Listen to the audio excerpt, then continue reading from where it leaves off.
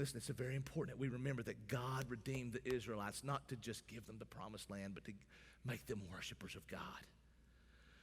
God gave them the promised land. That was his promise. But he didn't just redeem them so they could have a land. He redeemed them so that they could worship God. If you're redeemed, he didn't just redeem you to go to heaven, although that's the promise. And it's more awesome and splendid than you can ever imagine. It's where we're going to spend all of eternity back in the presence of God, because it's in the absence of sin, and we're going to get to know him more and more every moment of every day of every millennia, every year. I mean, we're going to get to know him more and more. And it's going to be awesome and splendid. But that's not why he saved you. That's the benefit. He saved you to be a worshiper of God. He saved you to worship him. And worship means that we join together corporately and we declare his praises. We declare him and we declare his goodness. And we come into this place not so we can get a whole bunch from God, but so we can give God all we have. But it's not just about a song we sing, it's about a life we live.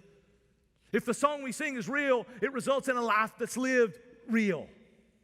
It means that we go out and we obey his commands. We live in a way that honors him.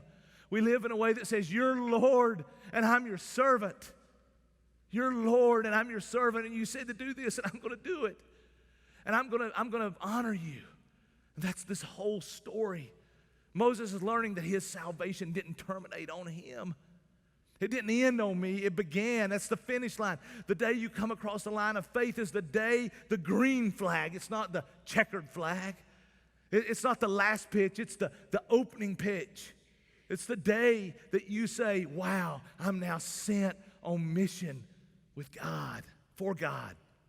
So it's important that we understand that if you're saved, you're sent. Salvation doesn't terminate on you. That's what Moses had to learn. You see, too many Christians want the mercy without the mission. Too many Christians want the blessing without the burden. Too many Christians want to be saved without being sent. It's not possible. Not New Testament biblical Christianity. That's impossible. That's impossible. The saved are sent.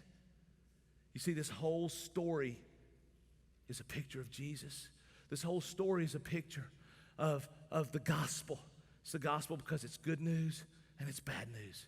It's good news for Israel. It's bad news for Egypt. It's good news of God's mercy on those who believe. Bad news of God's judgment on those who reject. You will either be saved like Israel, or you will be judged like Egypt. You will either be saved by Jesus on the cross, or you will be judged by Jesus on the throne. He's sovereign. You decide. You decide this day. You will either be judged by Jesus on the cross or on his throne, or saved by Jesus on the cross. You decide this day.